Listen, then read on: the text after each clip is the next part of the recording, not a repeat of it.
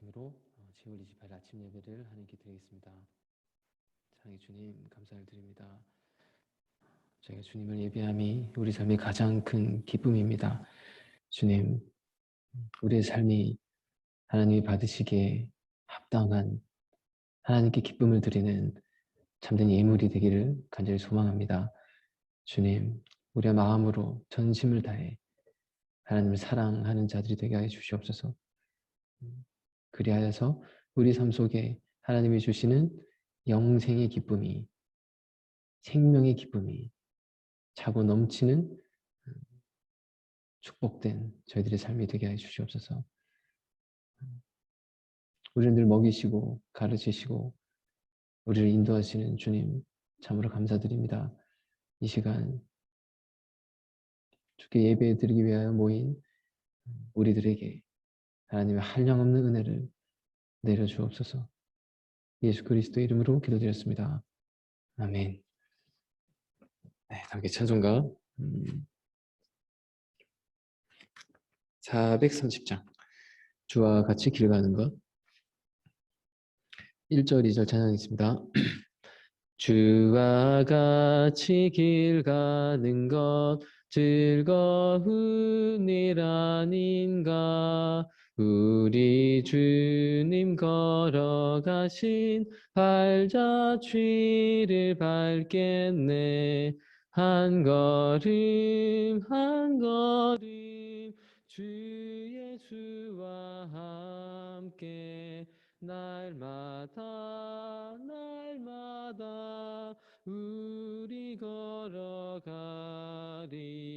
어린아이 같은 우리 미련하고 약하나 주의 손에 이끌리어 생명길로 가겠네. 한 걸음 한 걸음 주 예수와 함께 날마다 날마다 우리 걸어가리. 아멘. 자, 마태복음 19장입니다. 마태복음 19장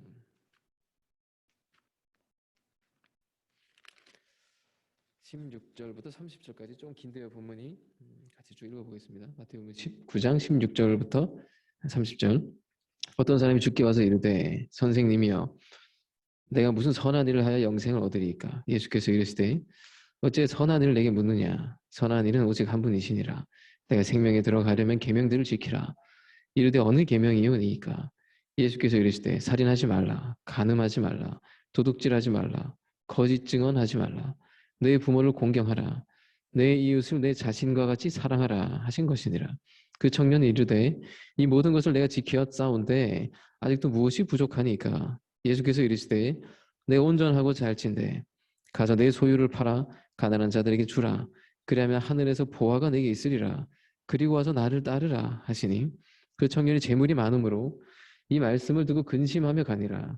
예수께서 제자들에게 이르시되 내가 진실로 너에게 이르노니 부자는 천국에 들어가기가 어려우니라. 다시 너에게 말하노니 낙타가 바늘기로 들어가는 것이 부자가 하나님의 나라에 들어가는 것보다 쉬우니라 하시니 제자들이 듣고 몹시 놀라 이르되 그렇다면 누가 구원을 얻을 수 있으리까. 예수께서 그들을 보시며 이르시되 사람으로는 할 수 없으나 하나님으로서는 다 하실 수 있느니라. 이에 베드로가 대답하여 이르되 보소서 우리가 모든 것을 버리고 주를 따라 싸운데 그런지 우리가 무엇을 얻으리이까. 예수께서 이르시되 내가 진실로 너에게 이르노니 세상이 새롭게 되어 인자가 자기 영광의 보좌에 앉을 때에 나를 따르는 너희도 12보좌에 앉아 이스라엘 12지파를 심판하리라. 또 내 이름을 위하여 집이나 형제나 자매나 부모나 자식이나 전토를 벌인 자마다 여러 배를 받고 또 영생을 상속하리라. 그러나 먼저 된 자로서 나중되고 나중된 자로서 먼저 될 자가 많으니라. 자, 한 부자 청년이 주님께 와서 묻습니다. 부자 청년과 예수님의 만남의 이야기인데 이 부자 청년에 한 가지 질문이 있었습니다. 그것은 어떻게 하면 영생을 얻을 수 있을까? 그는 유대인이었고 신앙을 가진 이였고 하나님을 믿는 이였고 그는 부자였고 삶에 부족할 게 없죠. 영적으로나 육적으로나 근데 한 가지 소망. 어떻게 하면 영생을 얻을 수 있겠습니까? 이 소망을 붙들고 왔습니다. 우리의 소망이기도 하죠. 사실 세상 모든 이들의 소망입니다. 영생을 얻는다면. 요한 사도는 예수님을 이렇게 증거했는데 요한복음 3장 15절에 이는 저를 믿는 자마다 영생을 얻게 하려 하심이니라. 16절에는 하나님이 세상을 이처럼 사랑하사 독생자를 주셨으니 이는 저를 믿는 자마다 멸망치 않고 영생을 얻게 하려 하심이니라. 영생. 돈으로도 갈 수 없죠. 돈으로도 살 수 없죠. 그 어떤 것으로도 살 수 없죠. 그리고 우리 삶의 모든 근본적인 소망, 사실 영생입니다. 우리 이것을 가진 자들인데 가진 걸 알고 계신가요? 그리고 이 영생을 어떻게 얻을 수 있냐? 여러분, 우리 인생에 이 명쾌한 해답을 얻고 인생을 시작해야 되잖아요. 그죠? 유치원에서부터 이거 가르쳐야 됩니다. 학교에서 뭐 수학과학 가르치기 전에 이거 가르쳐야 됩니다. 우리 인생이 뭐고, 우리 인생은 영원한 삶을 준비하는 인생인데, 어떻게 하면 영원한 생명을 얻을 수 있느냐. 이거 유치원 때부터 가르쳐야 되잖아요. 그죠? 이거에 대한 명쾌한 해답을 얻고 인생을 살아가야 방황하지 않고 흔들리지 않고 헛된 것을 쫓아가지 않을 수 있으니까. 돈을 버는 것도요. 이게 다 영생을 얻기 위해 버는 거고 땀 흘리는 것도 다 이건데. 자, 인생에서 가장 중요한 거다. 이거는. 어떻게 영생을 얻을 수 있냐? 예수님 이렇게 말씀하십니다. 이미 하나님께 다 가르쳐 주시지 않았냐? 계명을 지키라. 두 가지로 기록되어 있습니다. 첫째, 계명을 잘 지켜야 된다. 그리고 나를 따르라. 자, 계명을 잘 지켜야 된다 했습니다. 계명이 뭐죠? 기본적인 계명이 있죠. 두 가지의 계명이 있습니다. 하나는 뭐죠? 뭐뭐 하지 마라. 도둑질 하지 마라. 응? 간음하지 마라. 살인하지 마라. 뭐뭐 하지 마라. 거짓 증거하지 마라. 이게 율법이죠. 그죠? 뭐뭐 하지 마라. 강제적인 법이 있고 또 하나 뭐뭐 하라. 부모를 공경하라. 내 이웃을 내 자신과 같이 사랑하라. 대표적인 게 뭐죠? 창세기 1장에 생육하라. 사랑하라. 용서하라. 자, 두 가지 계명이 우리에게 있는 겁니다. 굉장히 어떤 그 뭐죠? 그 어떤 그 하지 말아야 될 그런 제한적인 계명이 있는가 하면 적극적으로 뭘 해야 될 그런 계명도 우리에게 있는 것입니다. 이 계명을 잘 지키라. 영생이 딴 데 있는 거 아니다. 여기 있다. 하나님이 이미 다 가르쳐 주시지 않았느냐. 그 청년이 이렇게 대답합니다. 이 모든 것을 내가 지켰습니다. 근데 아직도 무엇이 부족합니까? 그 예수님이 말씀하시죠. 그렇구나. 너가 그래 온전해지고자 하는구나. 그죠? 그렇다면 너의 소유를 팔아서 가난한 자들에게 나눠주라. 이건 뭐죠? 뭐에 대한 확장이죠? 19절에 있는 맨 마지막에 내 이웃을 내 자신과 같이 사랑하라고. 그죠? 이것에 대한 분명한 삶의 실천이 무엇입니까? 이겁니다. 너가 소유가 있느냐? 그럼 그것을 팔아 가난한 자들에게 주라고.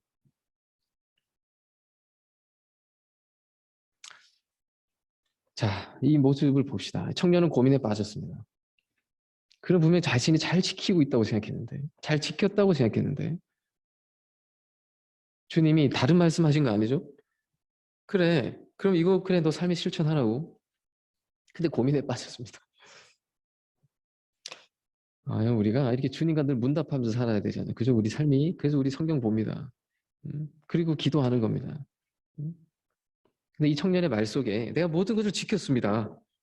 아직도 무엇이 부족합니까? 이 말 속에서 우리 어떤 뉘앙스, 어떤 분위기가 느껴지죠? 내가 다 지켰는데 아직도 뭘 더 할 게 있나요? 더 할 게 남았습니까? 아니, 더 할 게 남아있지 않으면 왜 영생에 대한 확신이 없지? 그죠? 우리가 주님 말씀은 그냥 단순해요. 야, 너가 하나님 계명 잘 지켰다면 너 안에 영생이 어디 있다고 하지 않고 너 안에 영생에 대한 확신이 올 텐데 그래 너가 온전해지고자 하는구나. 그러면 정말 잘 실천하라고. 우리가 이런 모습이 있을 수 있죠. 우리 안에. 나 열심히 잘 지켰습니다. 뭐가 더 필요하죠? 이 모습이 어떤 모습을 비춰지냐면 굉장히 교만한 모습으로 사실 비춰지죠. 음? 과연 그런 영생을 얻은 자냐? 과연 아직도 뭔가 부족한 자냐? 음? 그 그리스도의 제자이냐? 아니냐? 이거 무엇으로 갈라지냐면 바로 이 교만에서 갈라집니다. 나 다 지켜 행했는데요? 뭐가 또 부족합니까? 이 부자 청년의 모습과 비교되는 모습이 누구냐면 예수님의 제자들이었습니다. 베드로라고 할 수 있습니다. 그도 청년의 때에 주님을 따랐고 부자도 아니었습니다. 그는 뭐 배운 것도 없었고 겉으로 볼 땐 참으로 부족한 사람이었습니다. 별 볼 일 없는 사람이었습니다. 자, 오늘 우리가 마태복음 19장을 읽었는데 바로 앞장에 18장에 보면은 이런 게 나와. 누가 천국에서 큰 사람이냐? 그 예수님이 너희들 어린아이가 돼야 된다고. 18장 1절 볼까요? 그때 제자들이 예수께 나와 이르되 천국에서 누가 크니까? 예수께서 한 어린아이를 불러 그들 가운데 세우시고 이르시되 진실로 너희에게 이르노니 너희가 돌이켜 어린아이들과 같이 되지 않으면 결단코 천국에 들어가지 못하리라. 그러면 누구든지 이 어린아이와 같이 자기를 낮추는 겸손한 이가 천국에서 큰 자다. 누가 크냐고요? 누가 영생을 얻습니까? 어린아이가 크다는 겁니다. 왜 그렇죠? 어린아이는 자기를 낮춘다는 겁니다. 스스로 자기를 낮춰요. 어른 앞에 교만한 아이 잘 없잖아요. 그죠? 어린아이 안에는 마땅한 경외의 마음을 가지고 살고 있어요. 두려움이 있다는 거예요. 그 무언가를 배우려는 자세가 있잖아요. 그 어른을 대할 때 늘 부족한 듯 하지만 그런 순수한 마음이 있잖아요. 그들에게는 어떤 순수한 기쁨이 있어요? 순수한 눈물이 있어요? 어린아이들은 자기 잘못한 거 잘못했다고 얘기해요. 모르면 모른다고 얘기해요. 엄마 없으면 울어요. 엄마가 필요하다고 얘기해요. 엄마가 어디 딴 데 가지 마 이렇게 얘기해요. 이게 어린아이예요. 근데 어린아이의 천국이라는 게 이게 뭐 비성숙한 걸 얘기하고자 하는 게 아닙니다. 그러면 성숙한 신앙, 천국 백성은 어떤 모습이냐? 이런 평범함 속에 비범함이 있는 모습이라는 거예요. 천국에서 말하는 성숙이 뭐냐? 천국에서 말하는 비범함이 뭐냐?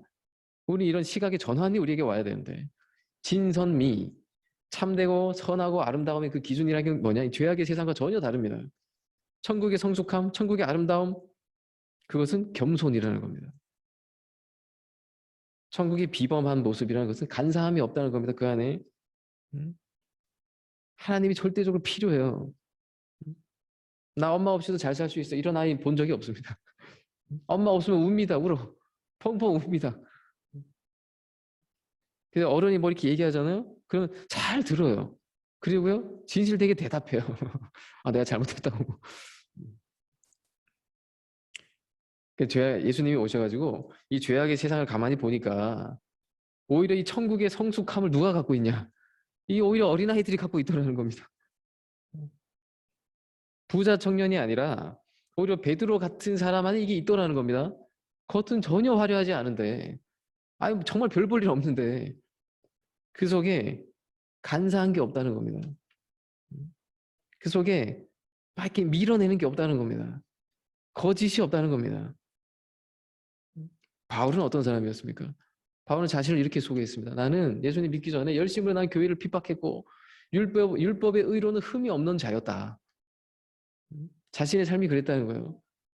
율법에 난 흠이 없었다. 이런 난 힘이 있는 사람이었고 늘 이렇게 큰 사람이었다는 거죠. 부족함이 없고 내가 뭘 더 지켜야 되나요? 이런 자세로 늘 하나님께 나갔다는 얘기입니다.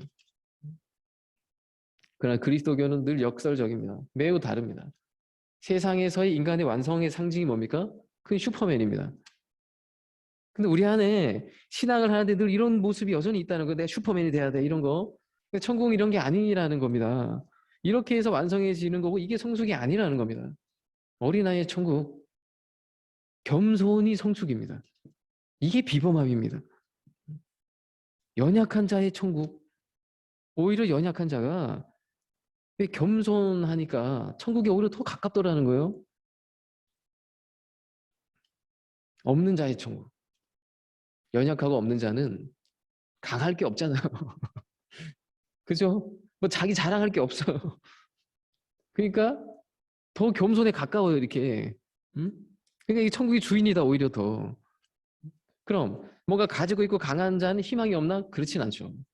근데 이 겸손해서 굉장히 이게 멀어요, 이게. 그러니까 이게 오히려 더 안타깝다, 오히려 더.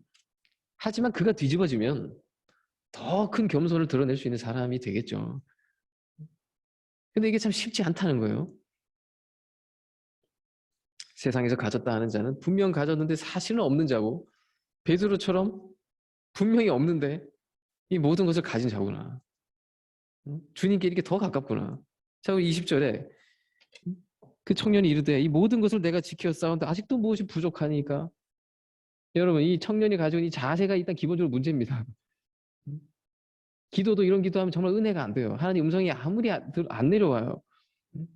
하나님 앞에서는 우리 한마디 기도를 한다 할지라도 바탕이 우리 부족함을 늘 얘기하고 초라함을 늘 얘기하고 죄를 먼저 늘 얘기하고 그것만 얘기해도 시간이 부족한데 그래서 그분의 긍휼함을 얻어서 살려고 할 때 이게 아름답다는 겁니다.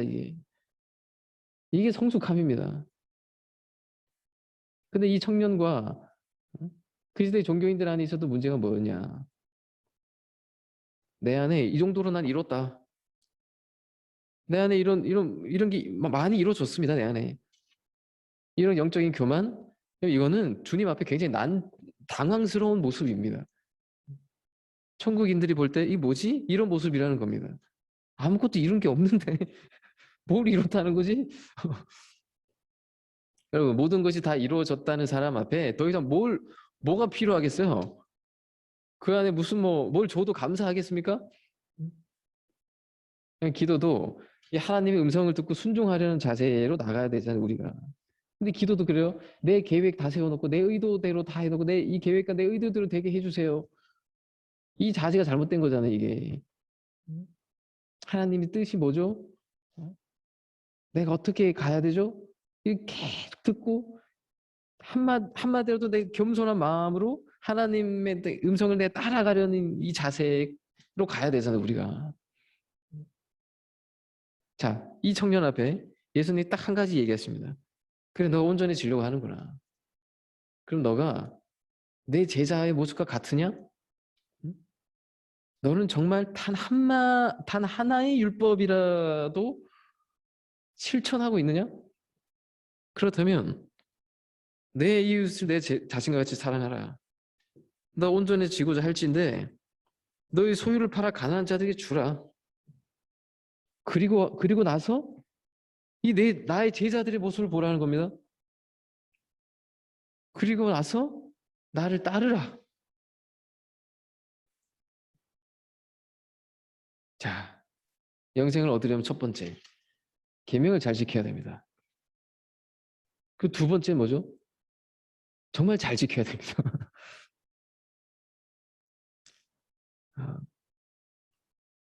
그 계율을 지키는 것에 머무르지 않고 말씀을 듣고 내 안에 찔림이 오고 깨닫는 것에서 그치지 않고 실천하라는 겁니다. 사랑의 실천. 믿는 자들이 이 소유와 물질에 걸리는 게 얼마나 많습니까? 믿는 자들은 하나님의 백성이라면, 아니 하나님의 자녀라면 하나님의 소유가 곧 나의 소유인데, 그러므로 이 소유와 물질에서 자유해져야 되잖아요, 우리는. 근데 이 청년의 결론이 뭡니까? 그는 부자이므로 고민하면서 갔더라. 이 청년의 이름이 기록 안 돼 있습니다. 이건 매우 상징적인 것이죠. 이 청년인과 같은 모습이 우리 시대에 얼마나 많습니까? 이런 그리스도인들, 이런 신앙인들 우리 안에 얼마나 많습니까? 얼마나 많은 사람들이 이 거꾸로 된 세계 안에서 물질에 매여서 여전히 물질의 주관을 받으면서 그는 근심하면서 떠났습니다. 분명히 영생에 대한 물음을 가지고 왔는데, 아니 영생 앞에 이게 근심이 되느냐, 이런 것이죠. 그는 예수님을 따르는 삶을 가지 못했고 그는 멈춰 섰습니다. 거기까지는 못하겠다는 겁니다. 여기서부터 갈라지죠. 예수님의 제자들은 어땠습니까? 별 볼 일 없는 사람들이었습니다. 근데 그들은 어땠죠? 주님을 따랐습니다. 자신의 모든 것을 버리고. 예수님도 좋고 말씀도 좋고요. 그 정신도 좋고요. 신앙의 규례도 좋고요. 하나님도 좋고요. 다 좋습니다. 그 꿈도 좋고 비전도 좋습니다. 근데 결국은 자기 중심성을 벗어나지 못하는 진실된 말씀의 실천, 하나님을 정말 믿는다면 하나님 말씀에 정말 순종하는 거죠. 그렇다면 예수님을 따르는 거죠. 그러나 대부분 여기서 멈춘다는 겁니다. 내가 규례를 지켰다. 여기서 멈춘다는 겁니다. 예수님께 받는 것은 너무 많고 좋은데 나의 것을 드리는 거 나 이거 못하겠다. 나의 것을 온전히 드리는 거 나 이거 못하겠다. 예수님을 따르는 거 나 이건 좀 어렵다. 이건 단순히 재물의 문제가 아닙니다. 재물에 자유하지 못한 이가 어떻게 하나님께 온전히 마음을 열겠습니까? 그래 예수님의 제자들은 참 달랐죠. 그들은 멈추지 않았습니다. 그들이 예수님의 부르심에 응답했던 모습을 우리는 잘 기억하고 있습니다. 자신의 소유를 다 버리고 이뿐 아니라 한 걸음 더 나갔어요. 예수님을 따랐다는 겁니다. 여러분 이게 강함입니다. 이게 성숙함입니다. 한없이 어리석어 보이는데 부족해 보이는데 주님을 따랐다는 겁니다. 주님을 따르고 있다는 겁니다. 이들은 정말이지 순수하게 예수님을 사랑했습니다. 간사함이 없었습니다. 그 안에. 사랑하니까 따르는 겁니다. 뭐 신앙이 이렇고요 저렇고요 난 이거 있고요 저거 있고 뭐 요란해. 자랑도 많아요. 난 예전에 이렇게 살았고요 뭐 많아요. 근데 너는 지금 주님을 따르고 있느냐? 이게 강함입니다. 이게 성숙함입니다. 이게 진짜입니다. 27절에 아주 아름다운 고백이 있죠? 이 베드로가 대답하여 이르되 보소서 우리가 모든 것을 버리고 주를 따라 싸운데 그런지 우리가 무엇을 얻으리이까? 감동적인 고백입니다. 네, 이들은 어리석었습니다. 이들은 가진 게 없었습니다. 이들은 정말 투박했습니다. 근데 주님을 따랐습니다. 우리가 다 이런 고백을 다 하면서 우리가 가길 원하고요. 그리고 이렇게 물어요. 모든 것을 버리고 쫓았습니다. 그런데 우리가 무엇을 얻으리이까? 무엇을 얻을 수 있죠? 이런 삶에 이 보상에 관한 문제인데 이 보상에 관한 해답을 28절, 29절 주시는데 성경에는 특히 신약에는 보상에 대한 말씀이 별로 없습니다. 왜? 복음은 보상으로 가는 길이 아니니까. 보상을 목적으로 가는 게 아니니까. 보상에서 느껴지는 뉘앙스는 뭐냐면 그냥 율법적이고 조건적인 뉘앙스가 있는 거잖아요. 그죠? 우리 하나님이 자연인데 무슨 보상을 바라고 가냐? 사랑해서 사랑하는 건데 무슨 보상을 바라고 가냐? 이게 복음의 정신이니까. 그렇기 때문에 보상에 대한 게 사실 성경에 별로 잘 없습니다. 종은 보상이 없으면 일을 안 하죠. 그러나 아들은 보상이 없어도 하는 겁니다. 남의 것이 아니니까. 나의 기업인데. 그런데 주님이 보상을 이야기하십니다. 야, 너에게 확실한 보상이 있다. 두 가지의 보상이 있는데 첫째, 28절. 내가 진실로 너에게 이르노니 세상이 새롭게 되어 인자가 자기 영광의 보좌에 앉을 때에 나를 따르는 너희도 12보좌에 앉아 이스라엘 12지파를 심판하리라. 너희들이 인자와 함께 영광스러운 12보좌에 앉아서 그 12보좌라는 것은 이스라엘인들이 유대인들이 가지고 있었던 최고 경지의 영광의 자리였습니다. 그러니까 이렇게 표현하시는 겁니다. 최고 영광의 자리에 너희들이 앉게 될 것이다. 제자들은요 보상을 바라고 신앙을 출발하지 않았습니다. 보세요, 지금 묻고 있잖아요. 지금 보상을 주님을 따를 때 보상을 묻지 않았습니다. 나를 따르라. 따르면 뭐 주실 건데요? 이러지 않았다고요. 순수하게 주님을 사랑하고 따랐을 뿐입니다. 그리스도의 사랑이 내 삶에 감동이 되었고 주가 아니면 나 살 수 없다. 이런 어린아이처럼 그 고백으로 주님을 따랐습니다. 순수한 마음으로. 근데 우리 죄악이라는 게 뭐죠? 이 죄악의 모든 결론은 결국 주님을 따르지 않는 겁니다. 그러므로 나를 따르고 나와 함께한 너희들의 모든 삶이 그 자연스럽게 영광의 빛이 된다. 이 세상을 밝히는 영광이 된다. 그리고 우리 그냥 영광을 쫓아서 간 건 아니었는데 자연스럽게 주어지는 영광이죠. 그래서 가만히 생각해 보세요. 자연스럽게 주님과 함께하니까 주님의 말씀을 알게 됐고, 주님의 말씀을 기록하게 됐고, 주님을 닮는 삶이 됐고, 자연스럽게 다 영광이 돼요. 주님이 좋아서 순종하고 갔을 뿐인데, 기쁨으로 따랐을 뿐인데, 영광까지 오고 권세까지 온다는 겁니다. 놀라운 말씀이죠? 이보다 더 큰 권세가 있습니까? 심판의 권세. 주님이 이 세상을 심판하실 때 너희는 심판의 대상이 아니다. 너희는 오늘 나와 함께 심판자로서 앉게 된다는 겁니다. 심판자의 권세. 가슴 떨리는 영광이죠? 이보다 더 큰 권세가 없습니다. 이게 너에게 주어질 첫 번째 보상이다. 또 두 번째. 또 내 이름을 위하여 집이나 형제나 자매나 부모나 자식이나 전토를 벌인 자마다 여러 배를 받고 또 영생을 상속하리라. 또 하나의 보상은 너희가 무언가 버린 게 있느냐? 여러 배를 받고 영생까지 받으리라. 버린다는 게 버림으로 끝나지 않는다는 얘기입니다. 세상은 버리면 버림으로 끝나죠. 그러니까 이 지금 부자 청년이 이 버리면 나 끝나는데 버리면 나 어떻게 먹고 살지? 이 세계를 모르는 거죠. 영생을 어떻게 얻을 수 있죠? 영생의 질서를 알아 영생을 얻죠. 영생을 어떻죠? 영원한 생명을 어떻게 얻죠? 비워야 채워집니다. 죽어야 삽니다. 십자가와 부활입니다. 세상은 어떻게든 채워야, 꼭꼭 채워야.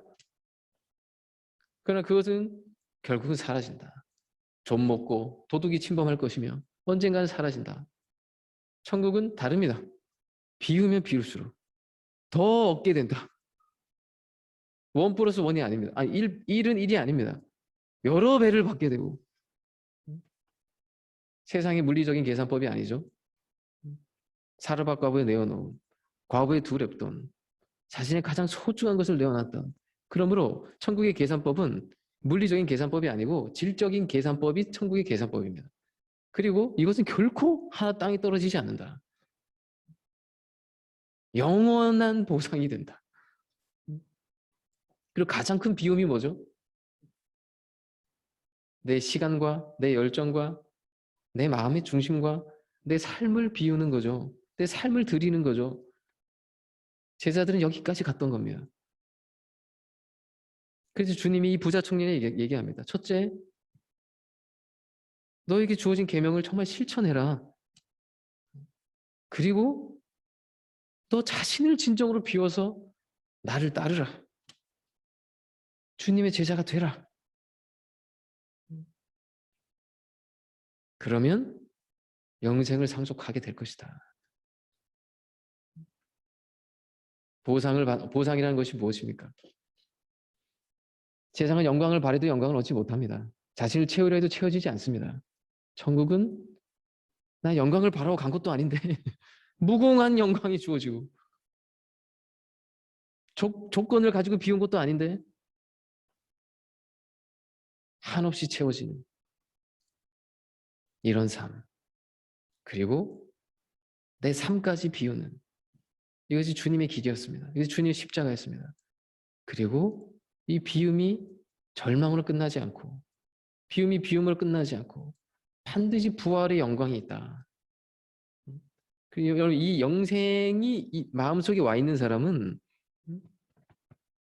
영생에 확신이 있는 사람은 뭐 이런 거 아니에요. 나 영생 얻었어. 뭐 이렇게 믿으십시오. 이런 거 아니라고. 이런 거 아니에요. 영생이 내 안에 생명이 와 있어요. 생명으로 와야 돼요. 이게 뭐지? 이게 부활 신앙입니다. 이게 내 안에 와 있는 사람은 비울 때 더 기뻐요. 왜? 이게 부활 신앙이에요. 사랑으로 내가 고통을 받아. 저 형제 때문에 내가 고통받아. 더 기뻐요. 왜? 내가 더 짐을 지니까. 요 부활의 기쁨이 와야 돼요, 우리 안에. 이 세계를 아는 자가 영생을 얻은 자들이다. 하나님은 실오라기 같은 작은 우리의 비움도 다 보상하십니다. 인간은 실수해도 하나님은 실수하지 않으시고 인간은 까먹어도 하나님은 절대 까먹지 않으십니다.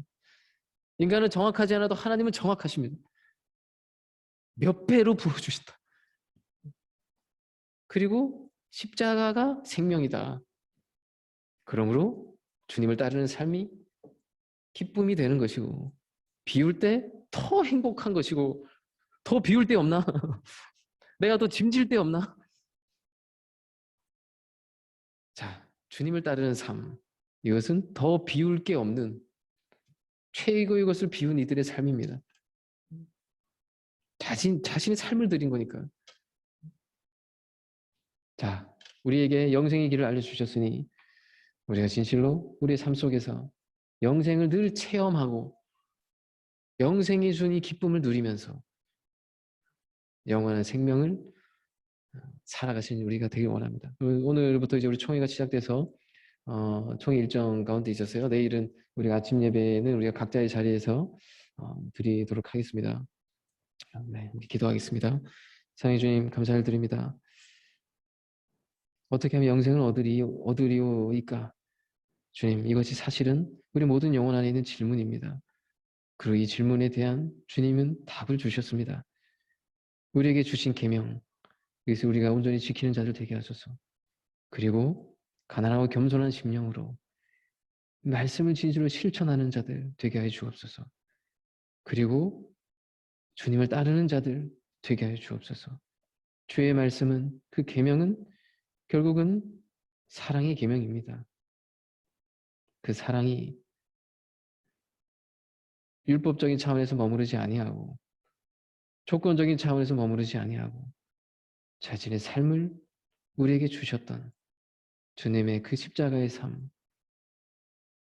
그리고 그 속에 영생이 있음을 그 속에 부활이 있음을 주님 한없이 어리석고 부족하고 연약한 자들이었지만 진짜로 별 볼 일 없는 자들이었지만 주님을 사랑하는 그 한 마음 붙들고